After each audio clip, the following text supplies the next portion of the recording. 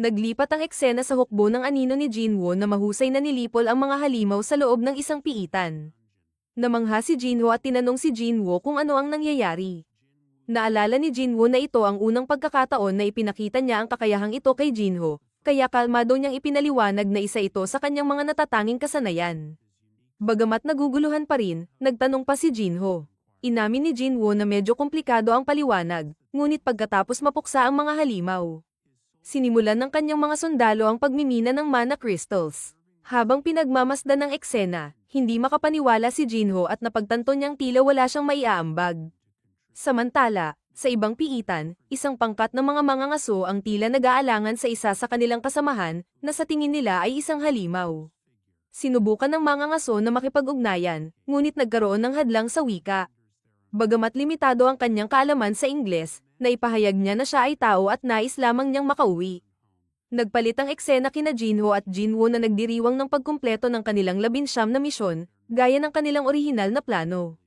Tinanong ni Jinwoo si Jinho kung ano ang kanyang susunod na hakbang. Sinabi ni Jinho na balak niyang kumuha ng pagsusulit sa asosasyon upang makuha ang kanyang lisensya bilang guildmaster. Ibinunyag niya na plano niyang gamitin ito bilang pang-areglo sa kanyang ama. Itinanong niya naman kay Jinwoo kung ano ang kanyang mga plano. Sumagot si Jinwoo na kailangan niyang maglakbay sa isang lugar, na maaaring hindi siya madaling maabot ni Jinho sa loob ng ilang panahon. Maling naintindihan ito ni Jinho at inisip na iniiwasan lamang siya ni Jinwoo dahil naiistorbo siya. Sinabi ni Jinho na hindi na niya guguluhin si Jinwoo kung ganoon ang nararamdaman nito, na nagdulot kay Jinwoo ng pagtataka kung lasing ba si Jinho. Sa wakas, nagbukas si Jinho ng kanyang damdamin at sinabi na ang kanyang nakatatandang kapatid, na 10 taon ang tanda sa kanya, ay hindi kailanman nagpakita ng pagmamahal sa kanya. Hindi sila kailanman nagkaroon ng tunay na oras bilang magkapatid. Sa kabaligtaran, iniligtas ni Jinwoo ang kanyang buhay at tinupad pa ang kanyang hiling. Malungkot na inamin ni Jinho na sana si Jinwoo na lang ang kanyang kuya. Bilang tugon, binigyan siya ni Jinwoo ng baso ng serbesa, nagbigay ng toast at sinabing, "Mula ngayon, ikaw na ang nakababata kong kapatid." Masaya si Jinho sa kilos na ito at masiglang tinaas nila ang kanilang mga baso bilang selebrasyon. Sa ibang dako, ang lalaking nabanggit kanina ay nakakulong sa isang selda. Habang ang mga gwardya sa labas ay nag-uusap tungkol sa kanyang sitwasyon. Binanggit ng isang gwardya na ang lalaki ay nagsasabing isa siyang banyagang mangangaso at natrap siya sa isang gate 10 taon na ang nakalilipas. Natagpuan umano niya ang sarili sa isang gate patungong Estados Unidos. Interesado ang mga gwardya dahil ito ay isang pambihirang pangyayari. Tinanong ng isang gwardya kung may nakuha pang impormasyon, at sumagot ang isa na nahihirapan ang lalaki sa Ingles kaya iyon pa lamang ang kanilang nalalaman. Idinagdag niya na kailangan ng isang tagapagsalin para sa mas malalimang investigasyon, ngunit hindi pa rin nila maalis ang posibilidad na siya ay isang halimaw na tao.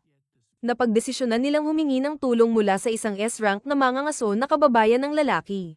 Nalaman natin na humiling sila ng tulong kay Huang Dongso, na kasalukuyang papunta na. Kumpiyansa ang mga gwardya na magiging maayos ang investigasyon pagdating ni Dongso. Pinangalanan nilang Sang Ilhuan ang mangangaso.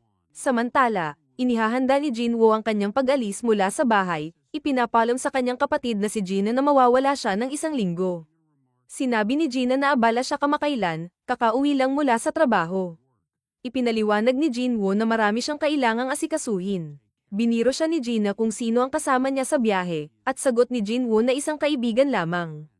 Ngunit pabirong sinabi ni Gina na baka may kasintahan ito, habang nakangiti siyang umalis. Kalaunan, nakita natin si Jinwoo sa loob ng instant dungeon na binisita niya noon. Naalala niya ang laban niya noon kay Cerberus, kung saan nasa antas 20 lamang siya noon. Subalit ngayon, triple na ang kanyang lakas at tiwala siyang kaya niyang harapin ang anumang hahadlang sa kanya. Binuksan niya ang gate papasok sa Demon Castle at nakatanggap ng bagong misyon. Pagpasok, nadiskubre niyang puno ng mga demonyo ang kastilyo, at kailangan niyang makalakam ng 10,000 demon souls. Habang bumababa sa unang palapag ng dungeon, sinalubong siya ng isang pulutong ng mga demonyo. Determinado si Jinwoo at naisip na anuman ang itapon sa kanya, ang kanyang layunin ay makuha ang elixir of life at hindi siya aalis nang hindi ito nakakamit. Inihanda niya ang sarili para sa laban na darating. Lumipat ang eksena kay Jinho na humihiling sa kanyang ama na ipasa sa kanya ang guild na balak niyang itatag, sabay pagpapakita ng kanyang guildmaster license bilang patunay. Nabigla ang kanyang ama at nagpakita ng pagtataka sa kahilingan, lalo na't alam niya ang mga plano ng kanyang kapatid. Ipinaliwanag ni Jinho na masyadong mapanganib kung magtatalaga ng isang tagalabas bilang guildmaster. Upang baguhin ang paksa, binanggit ng kanyang ama si Jinwoo, na narinig niyang nababanggit sa ilang malalaking raid kamakailan. Nagsimula ito sa Double Dungeon, sinundan ng insidente kay Hang Dong-suk, at kalaunan ay ang pagpapatupad ng mga parusa ng Departamento ng Pangangasiwa. Sa bawat pangyayaring ito, nakaligtas si Jinwoo. Nagpatuloy ang kanyang ama, binanggit na si Jinwoo ay lumahok sa bawat raid na inorganisa ni Jinho. Sa insidente ng Red Gate na kinasangkutan ng Wild Tiger Guild ilang araw na ang nakalipas, sinasabing si Jinwoo ang responsable sa pagliligtas ng mga nakaligtas. Sigurado ang kanyang ama na nakuha ni Jinho ang Guildmaster license sa tulong ni Jinwoo, at ipinakita niya ang kanyang pagkagulat na inaasahan pa rin ni Jinho na ipasa niya ang guild. Sa kabila nito, matapang na iginiit ni Jinho na ipagpatuloy ang pagpasa. Sa kanyang gulat, pumayag ang kanyang ama ngunit may kondisyon, kailangan niyang kumbinsihin si Jinwoo na sumali sa kanyang guild bago pa siya merecrut ng Wild Tiger Guild. Samantala, sa loob ng Demon Castle, natalo na ni Jinwoo ang lahat ng demonyo sa paligid niya, ngunit sa hindi maipaliwanag na dahilan, hindi niya magawang gawing shadow soldiers ang mga ito.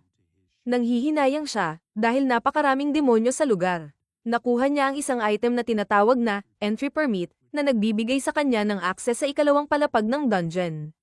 Sa kanyang pagsusuri, napagtanto niyang kailangan niyang maabot ang magic circle upang magamit ang permit. Dahil sa layo nito, napagpasyahan niyang tatawagin ang kanyang Shadow Ice Bear boss upang buhatin siya.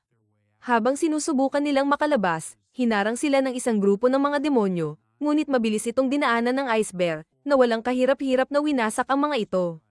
Namangha si Jinwoo sa lakas nito at pinangalanan ng oso na Tank. Lumipat ang eksena sa isang gym sa loob ng Hunter Guild. Lumabas si Hein mula sa pool matapos ang isang mahabang paglangoy, at ang kanyang kahangahangang kagandahan ay nakabighani sa lahat ng naroroon. Si Hein ay tila malalim ang iniisip, inaalala ang kanyang naunang pag-uusap kay Guildmaster Choi. Tinanong niya ito kung bakit itinatago ang impormasyon tungkol sa winged ants at ibinabahagi lamang ito sa iilan imbes na sa publiko. Ipinaliwanag ni Choi na ito ay mga utos mula sa asosasyon, na naniniwalang ang maagang pagbubunyag ng impormasyon ay magdudulot lamang ng hindi kinakailangang takot. Pinayapa siya nito, sinabing huwag siyang mag-alala, at binigyang diin na ang kasalukuyang prioridad nila ay palakasin ang kanilang puwersa at palagwin ang guild upang maging pinakamalaki sa bansa bilang paghahanda sa paparating na banta. Samantala, sa loob ng Demon Castle, patuloy na pinapatay ni Jinwoo ang mas maraming demonyo. Iniisip na mas mahirap sana ang dungeon na ito batay sa susi na kanyang natanggap. Gayunpaman, ang mga demonyo rito ay hindi hihigit sa B-rank. Nakakuha siya ng isa pang entry permit at nagtungo sa ikapitong palapag, kung saan mabilis niyang nilipol ang mga demonyo, iniisip na bilang lamang ang kanilang kalamangan. Napagtanto niyang hanggat tinatanggal niya ang mga halimaw gamit ang permit scrolls. Madali niyang maakyat ang dungeon. Habang nakikipaglaban, tumaas ang antas ng kanyang kasanayang Ruler's Hand. Maya-maya, siya ay nagkaroon ng maikling pahinga upang kumain, iniisip na ang toring ito ay malamang may humigit kumulang 100 palapag. Ipinagpatuloy niya ang kanyang mga laban, nagtataka kung gaano siya magiging malakas kapag natapos niya ang buong piitan, habang patuloy na nangongolekta ng mga kaluluwa ng mga demonyong kanyang natalo. Matapos ang isa pang pahinga, napansin niya nang may pag-aalala na hindi magtatagal ang kanyang mga supply kung magpapatuloy siya sa ganitong bilis. Nagpasya siyang bilisan ang kanyang pag-usad. Mabilis na lumilipat mula sa isang palapag patungo sa susunod. Pagkatapos ng serye ng matitinding laban, sa wakas ay nagawa niyang makuha ang kinakailangang 10,000 kaluluwa ng demonyo. Sa puntong ito, umabot na siya sa ika-50 palapag, kung saan nakaharap niya ang isang makapangyarihang hukbo ng mga demonyo. Sa unahan ay nakatayo si Avaricious Vulcan, ang Panginoon ng mas mabababang palapag, na ang pangalan ay nakikita sa pulang kulay, na nagsasaad na siya ay isang malaking banta. Samantala, sa labas ng mundo, si Sangmin ay nakaupo sa kanyang kotse, na nakaparada sa labas ng apartment ni Jinwoo. Dumating ang kanyang babaeng kasamahan at ipinaalam sa kanya na wala si Jinwoo sa bahay. Ayon sa kanyang kapatid, nagpunta raw si Jinwoo sa isang paglalakbay, at maging siya ay hindi alam kung saan ito patungo. Ipinahayag niya ang kanyang pagkadismaya, iniisip na nasayang lamang ang kanilang mga pagsisikap. Gayunpaman, napansin ni Sangmin na walang record na tumawid sa hangganan si Jinwoo. Kaya tiyak siyang narito pa rin ito sa bansa. Ang problema ay hindi pa siya sumasali sa anumang raid kamakailan. Naalala niya na ang huling kilalang lokasyon ni Jinwoo ay nasa gitna ng urbanong lugar. Nagtanong ang babae, nagtataka kung paano niya ito nalaman.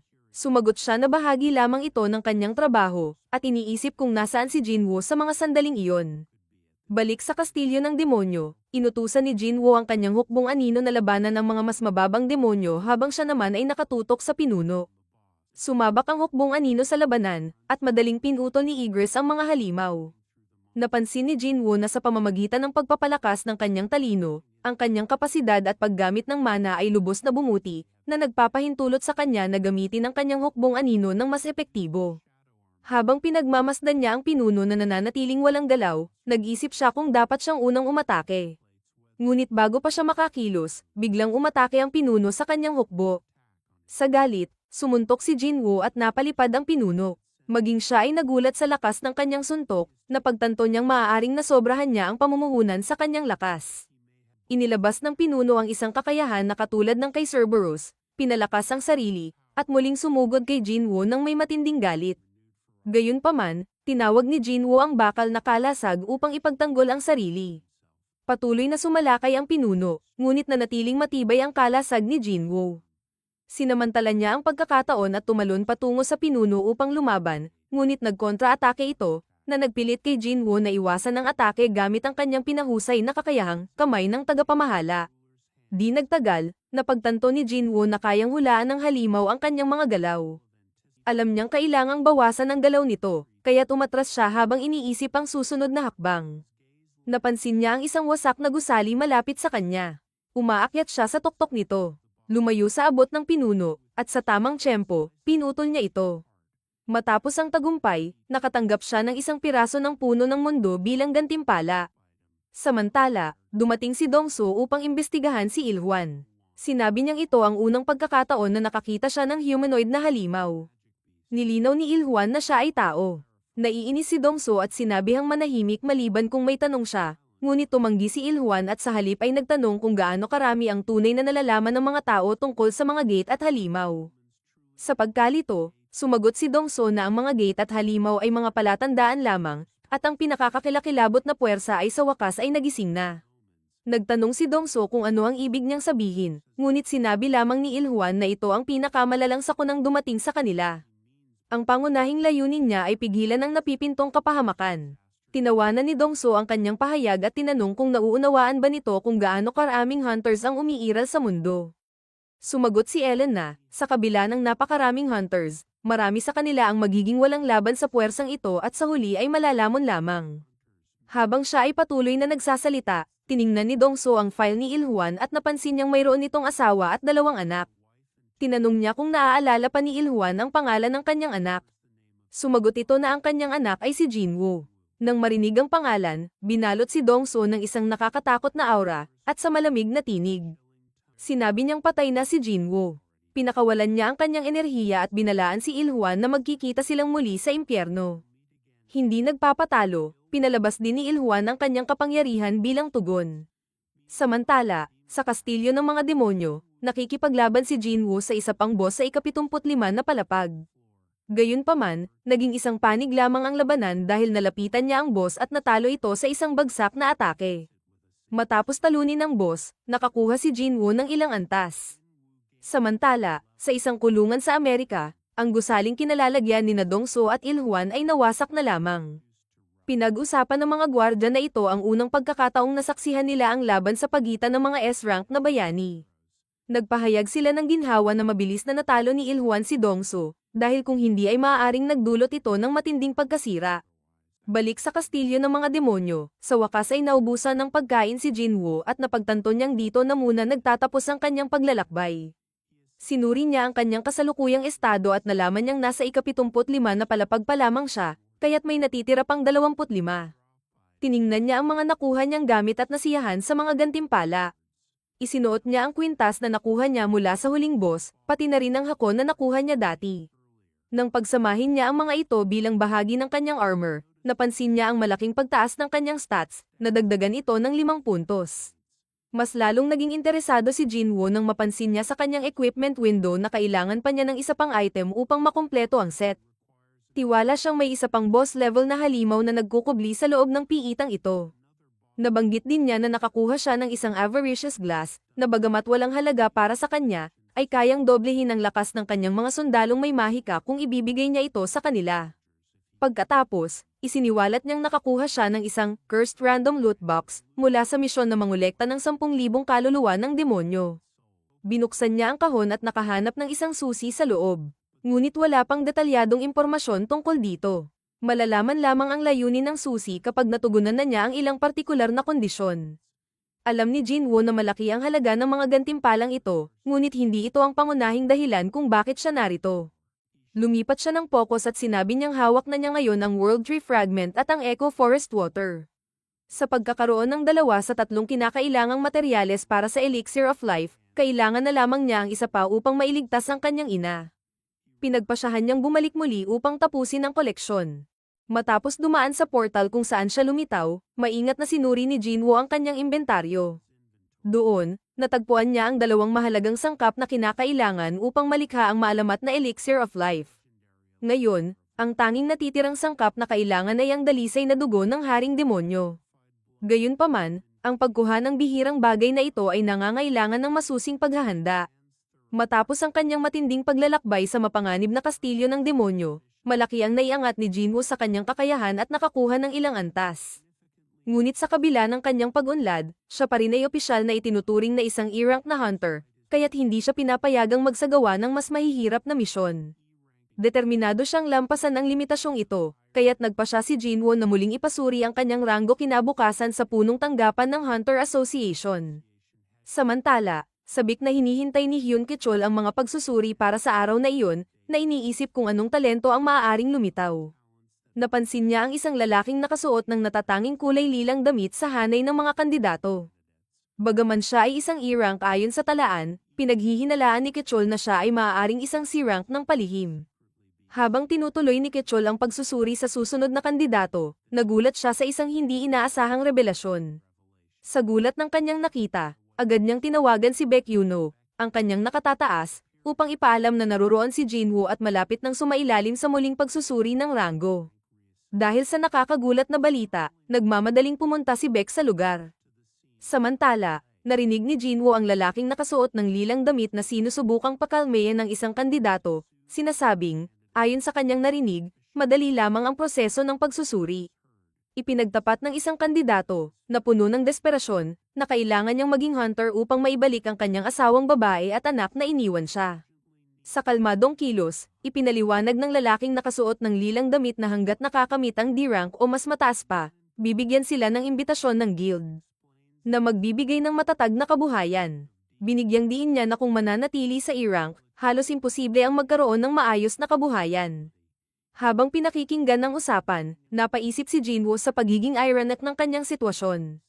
Isang banayad ng ngiti ang sumilay sa kanyang mga labi habang inaalala ang kanyang kalagayan. Ilang sandali pa, tinawag ang kanyang pangalan para sa muling pagsusuri, at lumapit siya upang ilagay ang kanyang kamay sa black globe. Napasamang mukha ng opisyal na nangangasiwa sa proseso nang biglang lumitaw ang isang error message sa sistema. Naguguluhan, nireset niya ang proseso at sinubukan muli, ngunit lumabas muli ang parehong problema. Napansin ang kaguluhan, pumasok ang direktor sa silid upang alamin ang problema. Nang ituro ng empleyado ang paulit-ulit na error, maingat niyang sinuri ang mga datos. Nagbago ang kanyang ekspresyon nang matuklasan ng katotohanan, hindi ito isang mekanikal na depekto. Hindi kayang suriin ng makina si Jinwoo dahil lampas sa kakayahan nito ang kanyang pambihirang lakas ng mahika. Sa madaling salita, ang binatang ito ay opisyal ng ika-10 rank S hunter sa kasaysayan ng bansa. Samantala, tinanong ni Choi ang tungkol sa progreso ng pagsasaliksik sa mga lumilipad na langgam. Sumagot si Jinchol na isinagawa na ng departamento ang detalyadong autopsy, inihambing ang panloob na istruktura at natitirang enerhiya ng mahika ng lumang espesimen sa bago. Gayunpaman, inamin niyang kakailanganin pa ng mas maraming oras upang makabuo ng konkretong conclusion. Sa pagbabago ng paksa, binanggit ni Choi ang insidente ng pulang portal. Sinasabing narinig niya na pinayagan ng White Tiger Guild ang isang hindi miyembro na lumahok sa raid at hinayaan pa itong talunin ang boss. Na-curious ang master at nais malaman kung sino ang individual na ito. Ipinaliwanag ni Jinchol na naroon siya sa huling araw ng insidente ngunit hindi siya nanatili hanggang sa katapusan, kaya't limitado ang kanyang nalalaman sa mga detalye. Sinabi ni Choi na nakapanghihinayang ito at napansin ang kaguluhan sa bulwagan. Pinaghihinalaan ni Jinchol na ito ay dahil sa isang awakened being na sumasailalim sa pagsusuri. Ngunit nagpasya siyang suriin ito upang makasiguro. Bago siya umalis, naiintriga ang guildmaster at nagpasyang sumama sa kanya. Sa bulwagan, hindi makapaniwala ang mga tao habang nasasaksihan ng isang hunter na hindi kayang suriin ng makina ng punong tanggapan. Habang kumakalat ang nakakagulat na balita, nakatutok ang lahat ng mata kay Jinwoo, na abala sa pakikipag-usap sa direktor. Pinayuhan ng direktor ang binata na bumalik makalipas ang 3 araw upang muling subukan ang pagsusuri. Sa gitna ng kaguluhan, tahimik na nag-isip si Kitchol na ang lahat ay nagaganap ayon sa prediksyon ni Ann. Sa sandaling iyon, pumasok si Choi Jong-in sa bulwagan, at agad nitong nakuha ang atensyon ng lahat. Ayon kay Jinwoo, si Choi ay kilala bilang pinakamagaling sa lahat ng fire-type na mages at may hawak ng prestihiyosong titulo na Supreme Hunter. Matalim ang tingin ni Choi habang nakatutok kay Jinwoo at agad niyang naramdaman ang napakalakas na daloy ng mana na nagmumula sa katawan ng binata. Dahil dito, napagtanto niyang si Jinwoo nga ang sanhi ng kaguluhan. Naglakad si Jinwoo patungo sa kinatawan ng Guilds Association, nasabik na nagtanong kung sumali na ba siya sa anumang clan at kung maaari nilang pag-usapan ito ng mas malalim. Gayunpaman, sa kanyang pagkabigla at pagkapahiya, tuluyang binaliwala ni Jinwoo ang kinatawan at mabilis na lumabas ng bulwagan. Habang pinapanood ito, bumaling si Choi kay Jinchol at tinanong kung naipaalam na ba niya kay Jinwoo ang tungkol sa kanyang pagkakakilanlan. Kumpirmado ito ni Jinchol, kaya't napaisip si Choi na maaaring hindi kasing husay si Jinwoo tulad ng unang inakala. Sa sandaling iyon, dumating si Beck na hinihingal mula sa pagtakbo. Napansin ni Choi ang biglaang pagdating ni Beck at labis na nagulat nang mapagtanto niyang personal na nagpunta ang presidente ng White Tiger Guild dahil lamang sa binatang ito. Mabilis na napagtagpi-tagpi ni Choi na si Jinwoo nga ang responsable sa pagsakop sa pulang portal. Sa parehong paraan, nang makita ni Beck na dumaan si Master Choi nang walang imik, agad niyang nalamang natuklasan na rin nito ang katotohanan. Kinagabihan, binisita ni Jinwoo ang kanyang ina sa ospital, pakiramdam niya ay maaari itong magising anumang sandali. Kumakapit sa pag-asang ito, kinausap niya ang kanyang ina, hiniling na maghintay pa ito ng kaunti, kahit na nananatili itong walang malay. Paglabas niya sa silid, natagpuan niya si Jinchol na naghihintay sa kanya. Sinabi nito na napagtanto niya, dahil kay Jinwoo, kung gaano pala kalimitado ang kanyang pananaw noon. Ang tungkulin ng surveillance team ay obserbahan ng mga hunter at disiplinahin ang mga lumalabag sa batas. Karaniwan, nagtitiwala si Jinchol sa kanyang sariling paghuhusga, ngunit ngayon ay tila hindi na siya sigurado sa kahit ano. Walang interes sa usapan, tinanong ni Jinwoo kung kinakailangan ba talaga siyang bantayan. Sumagot si Jinchol na oo, ngunit hindi dahil sa siya ay isang kriminal. Ang surveillance team ang tanging pangkat na may kakayahang humawak ng mga insidenteng kinasasangkutan ng mga hunter. Gayunpaman, pagdating sa isang rank S, wala rin silang magagawa. Sa isipang ito, ipinaalam ni Jinchol kay Jinwoo na may isang taong nais siyang makilala. Sa puntong ito, lumingon si Jinwoo at nakita si Go Gun-hee na lumalabas mula sa anino, may nakangiting mukha na may mabuting hangarin. Ipinakilala ni Go Gun-hee ang kanyang sarili bilang Pangulo ng Hunters Association at binati si Jinwoo sa kanyang tagumpay bilang isang rank S. Ipinaliwanag niya na kapag nagkakaroon ng error ang makina, nangangahulugan ito na ang hunter ay naabot na ang rurok ng kanilang kakayahan. Gayunpaman, hiniling ni Go Gun-hee kay Jinwoo na bumalik makalipas ang 3 araw, binibigyang diin ang kahalagahan ng pananatili sa pakikipag-ugnayan sa isang taong may pambihirang talento. Idinagdag din niya na bagamat kilala ang Hunters Association, hindi nila kayang makipagkompetensya sa mas malalaking guild pagdating sa sahod at kasikatan. Halimbawa, si Chief Jinchol ay isa sa kanilang pinakamahuhusay na hunter, ngunit siya ay nananatili pa ring rank A. Sa puntong ito, diretsong inalok ni Go Gun-hee si Jinwoo ng isang mataas na posisyon sa asosasyon. Sa kasalukuyang panahon, hindi gobyerno kundi mga hunter ang tunay na tagapagtanggol ng bansa. Binubuo ito ng 5 pinakamalalaking guild, na halos palaging may alitan sa isa't isa. Ano man ang guild na piliin ni Jinwoo, tiyak na maaapektuhan nito ang balanse ng kapangyarihan sa pagitan ng mga pangunahing guild. Samantalang ang asosasyon ay nagsisilbing ika-6 na puwersa, na may tungkuling panatilihin ang kaayusan sa pagitan ng 5 pangunahing guild, isang mahalagang serbisyo para sa bansa. Dahil dito, nais ni Go Gun-hee na makuha si Jinwoo sa kanilang hanay. Maingat na pinakinggan ni Jinwoo ang bawat salita at naglaan ng sandali upang pag-isipan ito ng mabuti. Ang isang posisyon sa asosasyon ay hindi lamang magbibigay ng seguridad kundi makapagbibigay din ng malaking impluwensya sa lipunan. Ito ay lalo pang pinatunayan ng katotohanang si Go Gun-hee ang kauna-unahang rank S hunter na nagising sa Korea. Ang kanyang kahangahangang pangangatawan ay napakatibay kaya't mahirap paniwalaan na siya ay higit 80 taong gulang na. Bagamat nagretiro na, nananatili siyang kapantay ni Jinwoo, sa kabila ng walang humpay na pagsusumikap ng binata na lumakas pa. Sa madaling salita, ang pagtanggap sa alok ay tuluyang magpapabago sa buhay ni Jinwoo. Gayunpaman, tinanggihan ito ng binata dahil pakiramdam niya ay ang tunay niyang lugar ay nasa loob ng dungeon. Nakikipaglaban sa mga halimaw na may mahika. Nakita ni Go Gun-hee ang sinseridad sa mga mata ni Jinwoo at nakaramdam ng panghihinayang, iniisip na kung 10 taon lang siyang mas bata, sasamahan niya ang binata sa dungeon. Nang hindi na pinilit ang usapan, pinayagan niyang umalis si Jinwoo, na humiling na makauwi na dahil mag-isa ang kanyang kapatid. Habang papalayo si Jinwoo, inutusan ni Go Gun-hee si Jinchul na kanselahin ang kanyang schedule sa araw na iyon, ayaw niyang may makasagabal sa kanyang pag-iisip. Muli niyang naramdaman ang hindi mapakilang pakiramdam, katulad noong napagtanto niyang kahit isang rank S healer ay hindi kayang baligtarin ang epekto ng pagtanda sa kanya. Dahil dito, inimbitahan niya ang kanyang kaibigan para uminom. Sa kanyang pag-uwi, pinag-isipan ni Jinwoo ang layunin ng asosasyon na magtuon sa mga rank D at E dungeon, at napagtanto niyang kailangan niyang mag-level up ng mabilis upang magkaroon ng sapat na lakas para mapagaling ang kanyang ina. Kinabukasan ng umaga, nagising si Dongso sa isang hospital bed, basag ang kanyang katawan. Sa kabila ng kanyang kalagayan, may isang lalaking lumapit sa kanya at tinanong kung si Sung Il-hwan ba ay tunay na isang halimaw. Walang pag-aalinlangan, kinumpirma ito ni Dongso. Matapos itong mapagtibay, binalaan siya ng lalaki na tinutugis ng command center si Il-hwan, ngunit naniniwala siyang hindi nila mahuhuli ang isang taong kahit si Dongso ay hindi natalo. Naiwang mag-isa, naalala ni Dongso ang paang nakadiin sa kanyang dibdib, ang babala ni Il-hwan na layuan ng kanyang pamilya para sa kanyang sariling kabutihan. Kung hindi siya makikinig, kahit kamatayan ay hindi siya maililigtas kay Il-hwan. Sa muling paggunita nito, muling naramdaman ni Dongso ang hapdi ng pagkatalo at ang matinding kahihiyan na tila sumusunog sa kanyang katawan.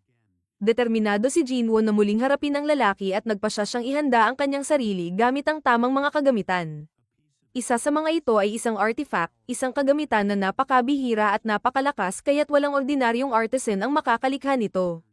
Dahil sa pagdami ng mga hunter, ang mga artifact ay maaari nang bilhin sa mga online auction, kaya't sinuri ito ni Jinwoo upang makahanap para sa kanyang sarili.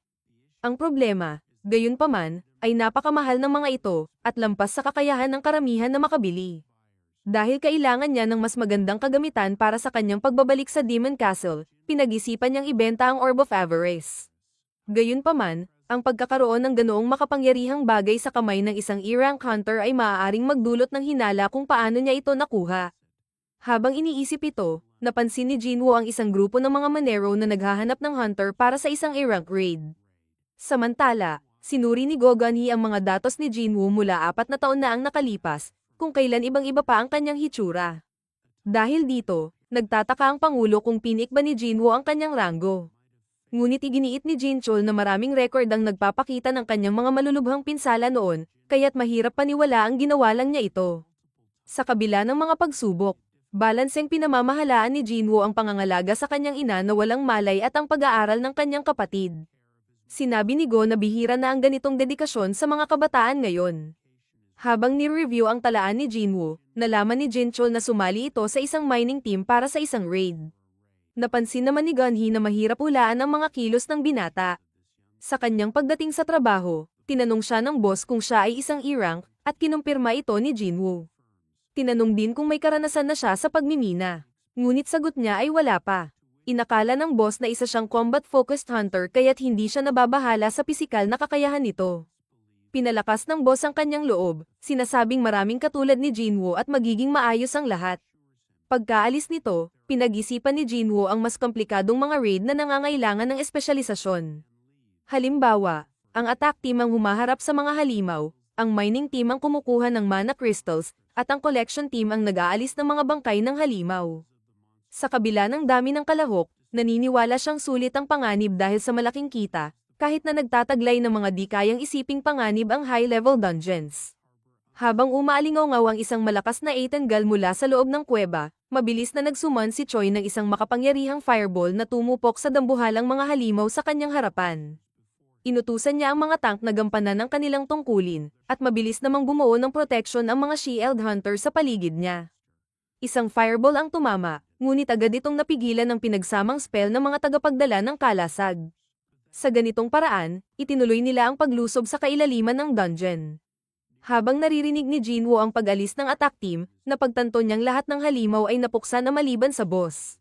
Nang makaharap niya si Choi noong nakaraang araw, namangha siya sa lakas nito, ngunit ngayong nasaksihan niyang nilinis nito ang isang A-rank dungeon ng walang kahirap-hirap, lalo siyang humanga. Habang dumadaan siya sa mga Manero, napansin niya si Cha Hae-in, ang pangalawang pinuno ng Hunter Guild at ang ika-9 na S-rank hunter sa Korea, na kilala sa kanyang eleganteng ngunit nakamamatay na estilo ng pakikipaglaban. Kaagad na naramdaman ni Hae-in ang kakaibang aura sa mga manggagawa at pinaghinalaan niyang naroon si Pangulong Go. Matapos makumpleto ng attack team ang kanilang misyon, oras na para magsimula ang mga Manero at mga kolektor. Sa loob ng kuweba, nakatuon ang atensyon ni Jinwoo sa matinding enerhiya na nagmumula sa kailaliman, malamang mula sa boss ng dungeon.